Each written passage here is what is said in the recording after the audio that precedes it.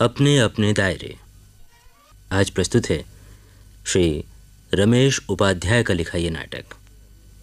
तो सुनिए, अपने अपने दायरे।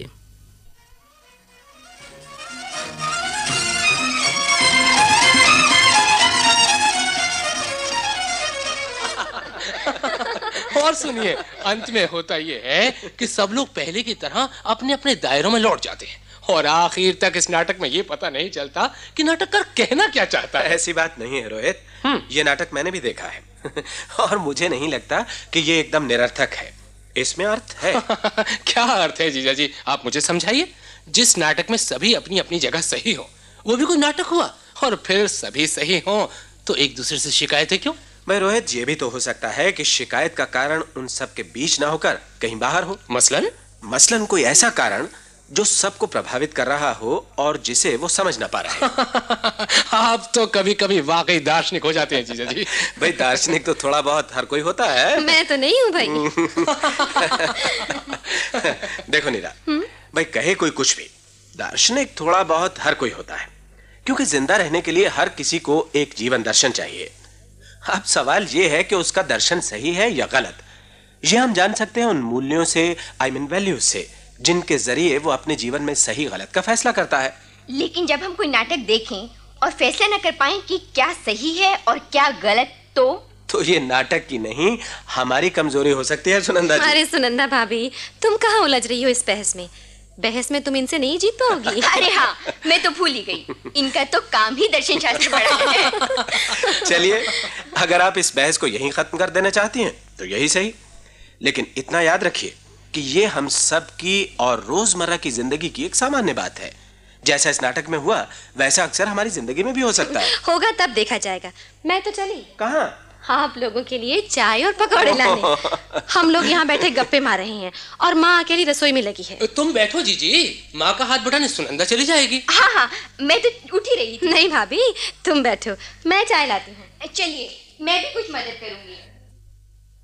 अमित आया नहीं अभी तक? भाई दोस्तों के साथ होगा, पूरे 1 साल बाद आने का मौका मिलता है ना। लेकिन इस बार अकेले आकर उसने गड़बड़ कर दी।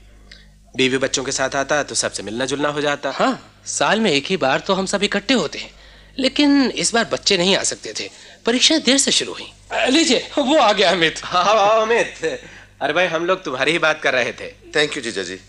रोहित भैया, मैं आपसे कुछ बात करना चाहता हूँ, जरा अंदर चलिए। अरे ऐसी कौन सी बात है जो जीजा जी के सामने नहीं की जा सकती? तो ठीक है जीजा जी, आप भी सुन लीजिए। क्या बात है अमित, बड़े गुस्से में हो? हाँ, मैं गुस्से में ही हूँ। जब भी यहाँ आता हूँ मुझे कुछ ना कुछ सुनने को मिल जाता है। ऐसा क्या सुन लिया?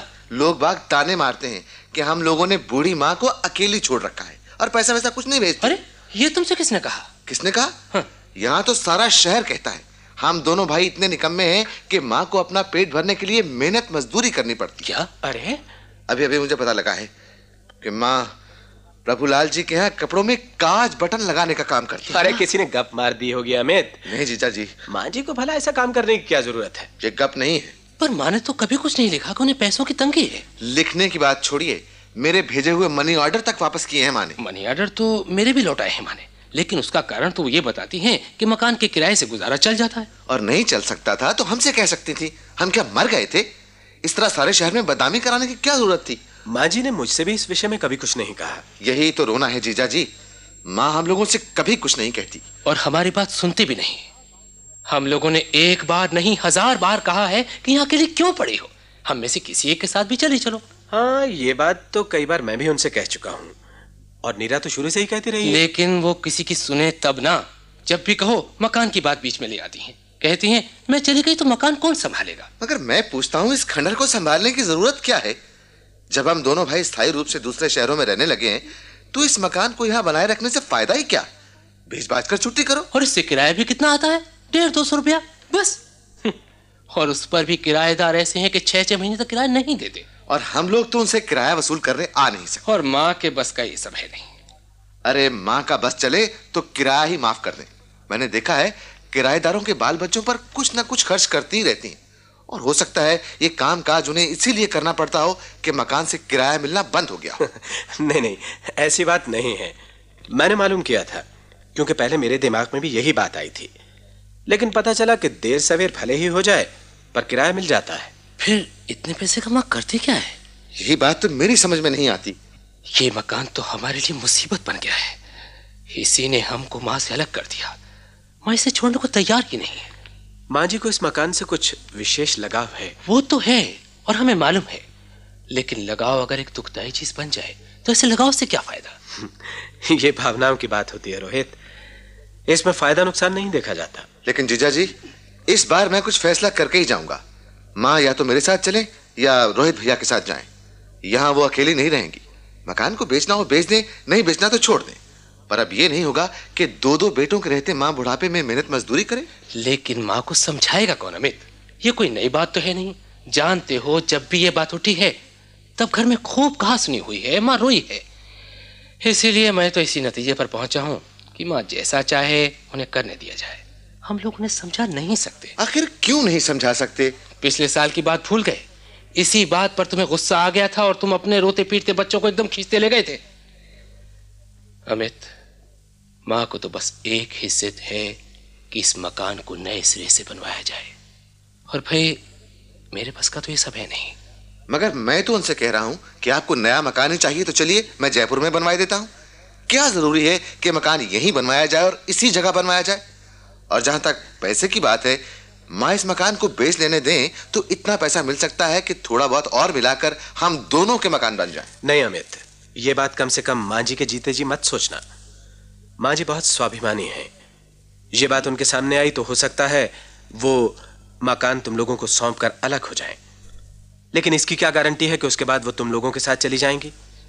और मकान न रहने पर भी माँ जी ने यहीं रहने का फैसला किया, तब तो बदनामी और ज्यादा होगी। तो फिर जीजा जी आप ही बताइए, क्या किया जाए? माँ जी को समझाया जाए, और मेरे ख्याल में तो शायद इससे भी ज्यादा जरूरी यह है कि माँ जी को समझा जाए।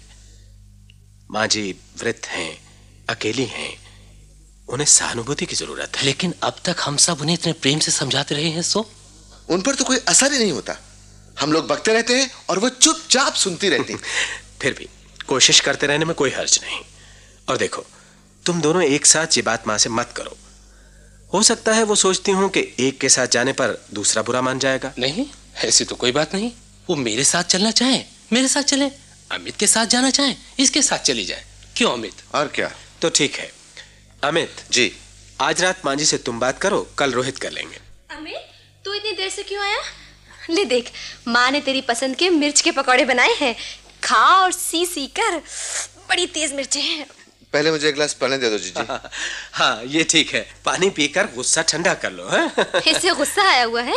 हाँ। किस पर? पानी पर, हवा पर, बादलों पर, शहर पर और हम सब लोगों पर। बस बस रहने दीजिए। अमित के गुस्से को इतना फालतू समझ रखा है आपने।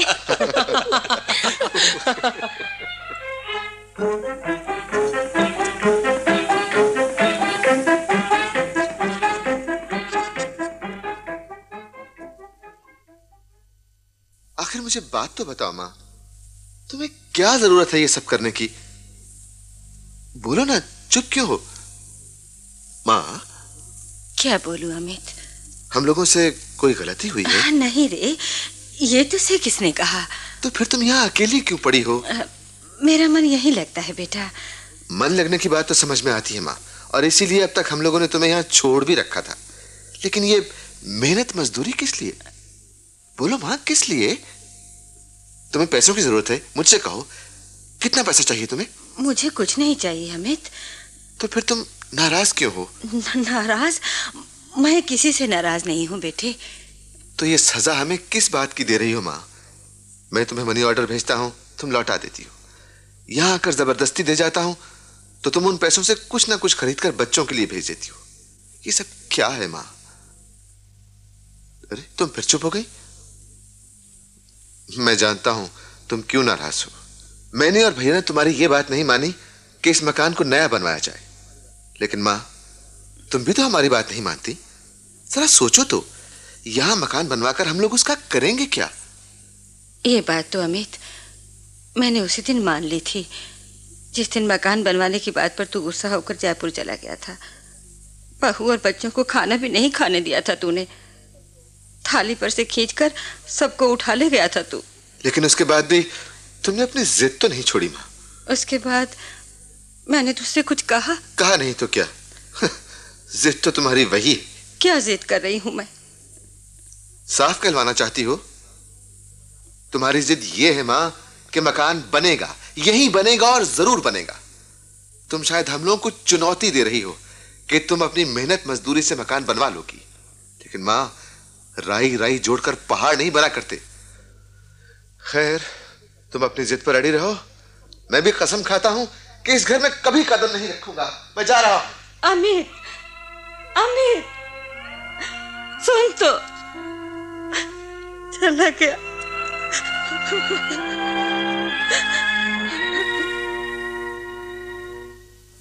माँ जी, अमित को नाराज करके आपने अच्छा नहीं किया। और तुम तो जानती हो माँ, वो तो शुरू से ही गुस्से वाला है। मुझसे गलती हो गई नीरा। गलती कुछ नहीं हुई माँ। गलती हुई भी होगी तो अमित की तरफ से हुई होगी, लेकिन इस तरह अमित का चला जाना अच्छा नहीं हुआ। साल में एक बार तो हम सब मिलते हैं, उसमें भी। छोड़ो नीरा। अच्छा माँ जी, आप एक बात बताइए, आप हम लोगों से क्यों नाराज हैं?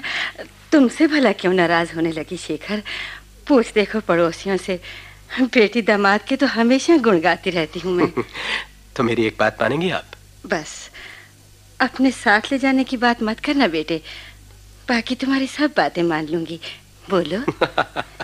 लीजिए, आपने तो बात ही खत्म कर दी, अब क्या बोलूं? चलो ये ना सही, एक और बात मान लो माँ। बोल। काम करना छोड़ दो माँ।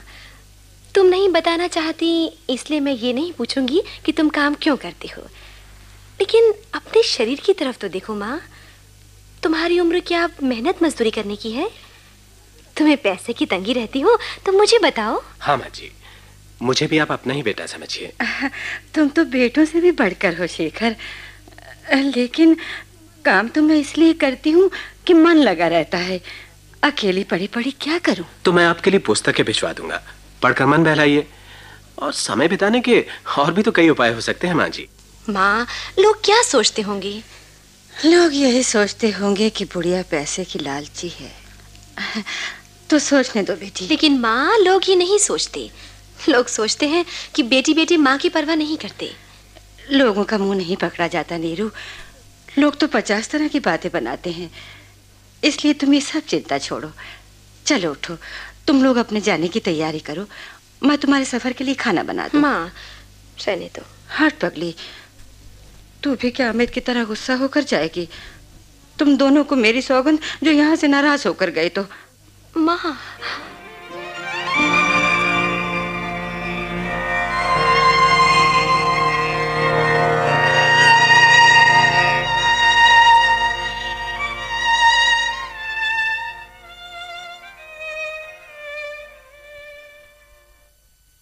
सुनंदा, माँ कहाँ है? रसोई में है। देखा आपने, सब लोग कितने तेज निकले। जाने की जल्दी हम लोगों को थी और चल दिए खुद। हमें अब कितने दिन और रुकना पड़ेगा? तुमने माँ से बात की? नहीं जी, मेरी तो हिम्मत ही नहीं पड़ी। माँ जी आप लोगों के जाने के बाद बहुत रोई हैं। यही तो मुसीबत है सुनंदा। माँ बहुत ज्यादा संवेदनशील है और उतनी जिद्दी भी। हर साल पिताजी की बरसी पर हम लोग यहाँ आते हैं और मैं, अमित, जी जीजा जी सब मिलकर माँ को समझाते हैं कि वो यहाँ अकेली रहने की जिद छोड़ दे। मगर नहीं, माँ को रहना भी यही है और दुखी भी रहना है। मगर सुनिए, भावुकता से जरा हट कर सोचिए कि इन सबसे फायदा क्या है? माँ जी विधवा हैं, बूढ़ी हैं, अकेली हैं।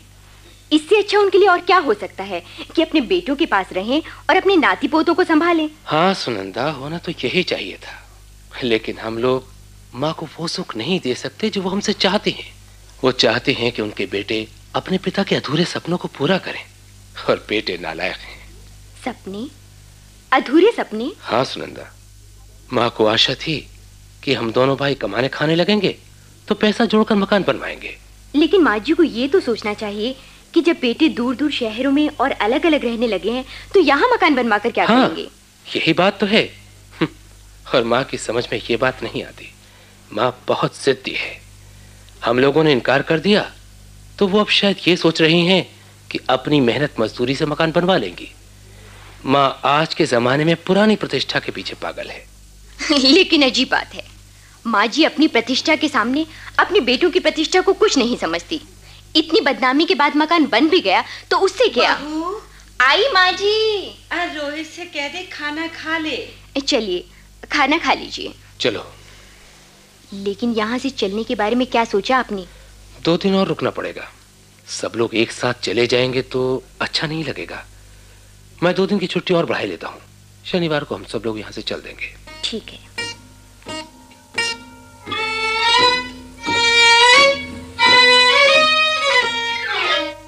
रोहित, मैंने रामधन से कह दिया है, वो तांगा लेकर आ रहा है। आपकी किराएदारों में रामधन भाई बहुत अच्छे हैं माँ जी, सब काम कर देते हैं। इन्हीं लोगों के सहारे पड़ी हूँ बहू। गरीब लोग हैं, किराएदार होने के नाते कभी कभी लड़ झगड़ भी लेते हैं, लेकिन दिल से अच्छे हैं। आधी रात को भी कोई काम बता दूं तो दौड़ कर लाएं। माँ एक बार फिर सोच लो, अगर तुम्हें चलना हो तो 2 दिन की छुट्टी और मैं ले लेता हूँ। चल तो नहीं पाऊंगी बेटा, लेकिन तुम लोग 2-4 दिन और ठहर जाओ तो बहुत अच्छा रहेगा। नहीं माँ जी, बच्चे अकेले वहाँ परेशान हो रहे होंगे। उनको साथ ले आए होते तो अच्छा रहता। साल भर हो गया उन्हें देखे। मैंने बताया तो था माँ जी, उनके इम्तिहान चल रहे थे। आप चलिए ना माँ जी, बच्चे तो हमेशा दादी दादी करते रहते हैं। वे जीते रहे, सुखी रहे बहू। मेरे बच्चे मुझे याद कर लेते हैं, यही बहुत है मेरे लिए। चाची, नाना आ गया है। लो जाओ तुम लोग, बच्चों की छुट्टियां हो जाएं तो कुछ दिनों के लिए आ जाना। चलते चलते ऐसी बात कहनी तो नहीं चाहिए माँ, लेकिन कहनी पड़ रही है कि अब हमारा संबंध माँ बेटे का नहीं। नहीं नहीं, ऐसा मत कहो रोहित, ऐसा मत कहो बेटे, ऐसा मत कहो। रो नहीं माँ, सारा शहर यही मान रहा है कि हम लोगों के बीच ये संबंध खत्म हो चुका है। और ऐसे शहर में आकर क्या होगा माँ, जहाँ चारों तरफ उंगलियां उठे कि देखो एक कपूत जा रहा है। चलो सुनंदा, मुझे आशीर्वाद दीजिए। सुखी रहो बहू, सौभाग्यवती रहो। तू तो नहाओ, पूतो फलो। अरे भाई, तांगे वाला इंतजार कर रहा है। चलो सुनंदा। लाओ, ये सामान मुझे दे दो, मैं रखे देता हूँ, तुम बैठो। अच्छा रामधन भैया, नमस्ते। नमस्ते तो ठीक है, लेकिन रोहित, अब चाची का थोड़ा ख्याल रखा करो। अब बुढ़ापे में तुम लोगों के सिवा और इनका है कौन? आप लोग हैं ना, अपने और सगे। चलो भाई तांगे वाले।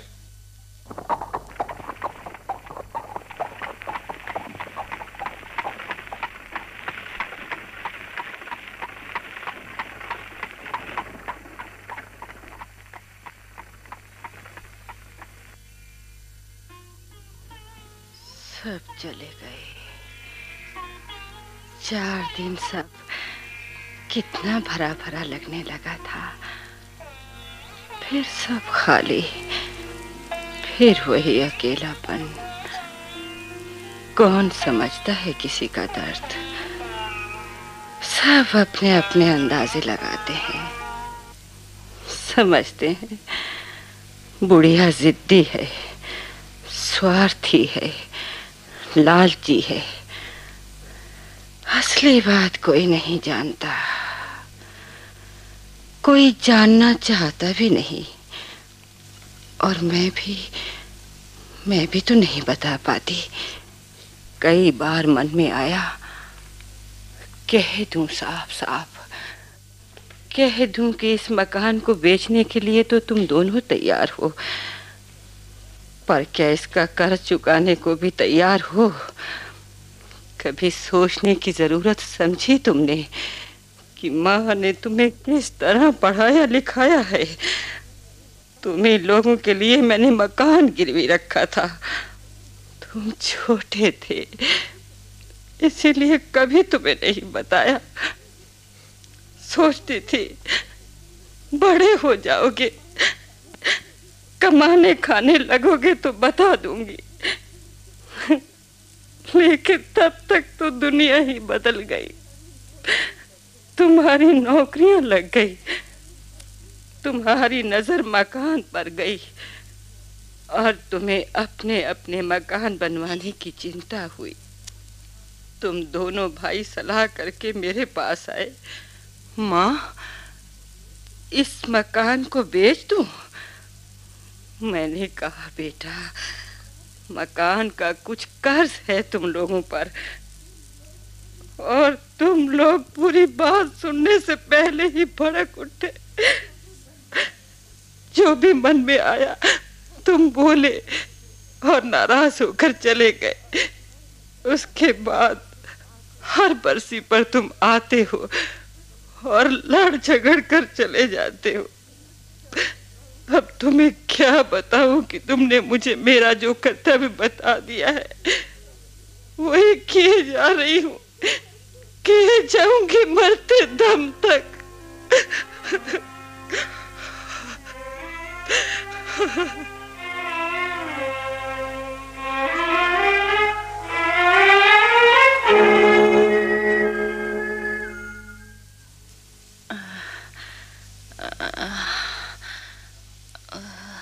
क्या बात है भाभी, आज तबीयत ठीक नहीं दिख रही है।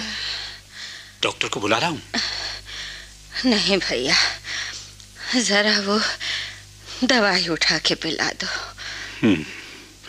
आज तो बुखार भी बढ़ गया लगता है। बुढ़ापे में ईश्वर किसी को ऐसा दुख न दे। लो दवाई पी लो।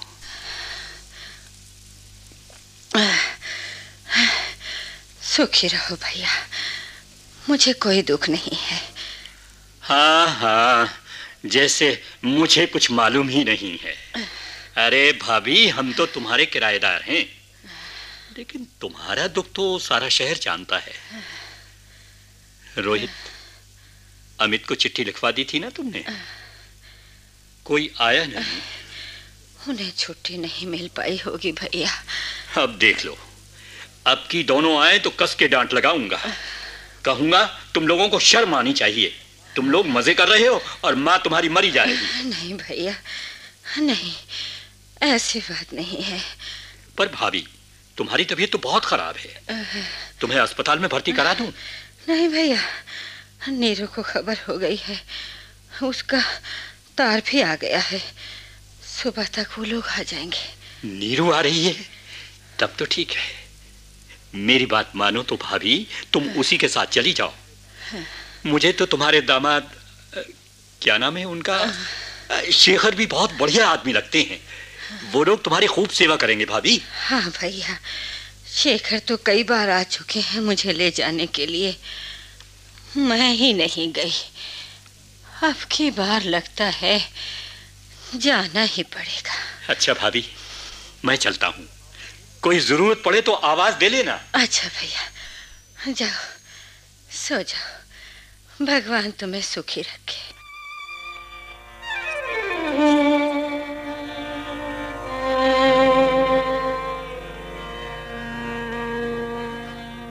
कहिए माँ जी, कैसी तबीयत है? अब मैं बिल्कुल ठीक हूँ शेखर। इतनी सेवा टहल के बाद तुम मरते भी जी जाए बेटे। लो माँ, ये सूप पी लो। अरे अब ये सूप ऊप रहने दे। अब तो मैं बिल्कुल भली चंगी हूँ, घूम फिर लेती हूँ, रोटी भी खा लेती हूँ। तो क्या हुआ, लो पियो। क्यों नीरू, आज शाम माँ जी को कहीं घुमाने ले चलें? हाँ ये ठीक है, पहले डॉक्टर के पास चलेंगे, फिर थोड़ा घूम फिर कर लौटेंगे। माँ, कोई पिक्चर देखोगी? पिक्चर दिखाएगी मुझे इस बुढ़ापे में? क्यों माँ जी, बड़े बूढ़ों को मनोरंजन की जरूरत नहीं होती क्या? नहीं बेटे, तुम लोग देखा ना, मेरे कारण महीने भर से तुम लोग कहीं निकल नहीं पाए, दिन रात मेरी सेवा में ही लगे रहे हो। क्या बात करती हो माँ? नीरू, तो यही तय रहा कि शाम को डॉक्टर के पास चलेंगे, रोज गार्डन में घूमेंगे और पिक्चर देखेंगे। हाँ। मैं कॉलेज से लौटते समय टिकट लेता हूँ। सुनो शेखर, अब मैं अपने घर लौटना चाहती हूँ। क्यों माँ जी, ये घर क्या आपका नहीं है? घर तो ये भी अपना ही है बेटे, पर अब मैं ठीक हो गई हूँ, मुझे वापस जाकर अपना कामकाज देखना है बेटे। कामकाज? माँ तुम्हें कितना समझाऊं, कामकाज करने की तुम्हें क्या जरूरत है? रोहित अमित इतना कमाते हैं, मकान का किराया आता है, फिर किसी बात की जरूरत हो तो हम लोग हैं। और माँ जी, आप तो जानती हैं मुझे बचपन से ही माँ का प्यार नहीं मिला, आपने वो कमी पूरी कर दी, अब मैं आपको नहीं जाने दूंगा। हाँ माँ, देखो ना, बॉबी भी तुमसे कितना हिल मिल गया है। लेकिन मुझे जाना ही पड़ेगा नीरू। क्यों माँ? बात यह है नीरू कि अपना मकान गिरवी पड़ा है। क्या? और मुझे जाकर उसे छुड़ाना है। मकान गिरवी पड़ा है? कब रखा और क्यों, किस लिए? कई साल हो गए नीरू। रोहित अमित पढ़ रहे थे उन दिनों, और घर की जो थोड़ी बहुत जमा पूंजी थी खत्म हो गई थी, इसलिए। लेकिन ये बात तो तुमने कभी बताई नहीं माँ। रोहित अमित को भी शायद नहीं मालूम। बता कर क्या करती नीरू, वो तो शुरू से यही समझते आए हैं कि माँ के पास बहुत पैसा है और माँ कंजूस है। ओह, अब मैं समझा कि माँ जी वो नौकरी क्यों करती हैं। ओह माँ, तुमने मुझे भी अपनी बेटी नहीं समझा। मुझे बता देती तो हम लोग जैसे भी होता मकान को छुड़वा देते। नहीं नहीं, तुम लोग क्यों छुड़वाओ? जिनके लिए गिरवी रखा गया था उन्हीं को चिंता नहीं है तो तुम क्यों? पर उन लोगों को भी तो तुमने नहीं बताया माँ।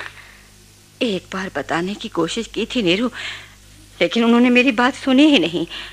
कुछ का कुछ समझ गए और ऐसी ऐसी बातें कह गए कि मैं फिर उनसे कभी कुछ नहीं कह सकी। क्या कहा उन्होंने? बोले कि वो माँ जो बेटों को पालने पोसने के बदले में कुछ चाहती है, तो वो माँ कैसी? अमित को तू जानती है ना। कहने लगा, हम कोई ऐसी चीज नहीं है माँ जिसमें पैसा लगाया जाए और बाद में उससे मुनाफा कमाया जाए। बदतमीज कही कहा। इस लड़के को कभी अकल नहीं आएगी। पता नहीं हमारे घर में ये अकेला सबसे अलग कैसे निकल गया। कौन सिखा देता है आजकल के लड़कों को ऐसी बातें? ये अकेले अमित का दोष नहीं है नीरू। आज के हमारे जीवन मूल्य ही ऐसे हैं। पुराने मूल्य बहुत अच्छे नहीं थे, इसीलिए वो टूट भी गए। पर ये नए मूल्य भी ठीक नहीं हैं।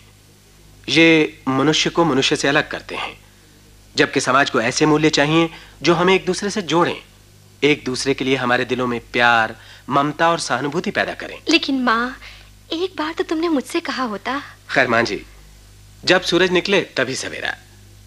अब आप निश्चिंत होकर जा रहिए। बस मुझे इतना बता दीजिए कि किसका और कितना रुपया देना है। मैं अपने प्रोविडेंट फंड से निकलवा लूं। नहीं बेटा नहीं, तुम्हारा पैसा मैं नहीं ले सकती और हमारे पास रह भी नहीं सकती। लेकिन क्यों माँ, क्यों? क्या मैं तुम्हारी कुछ भी नहीं हूँ? नीरू मेरी बेटी, तुम लोगों से ज्यादा मेरा अपना कौन है? लेकिन जिनसे मैंने सुख चाहा था उन्हीं से वो मुझे नहीं मिला, तो अब किसी और से वो सुख मुझे नहीं चाहिए बेटी, नहीं चाहिए। तुम दोनों सुखी रहो, रोहित अमित सुखी रहे। मेरा क्या है, आज हूँ कल नहीं रहूंगी। माँ जी, सही है या गलत, जो भी मैं कर रही हूँ मुझे कर लेने दो। मेरा सुख इसी में है बेटी, मेरा सुख इसी में है। माँ,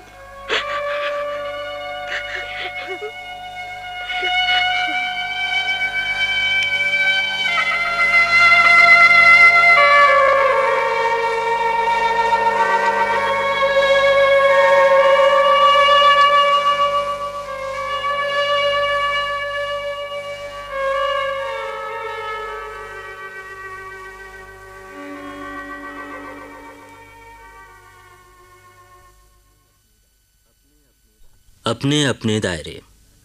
अभी आप श्री रमेश उपाध्याय का लिखा ये नाटक सुन रहे थे।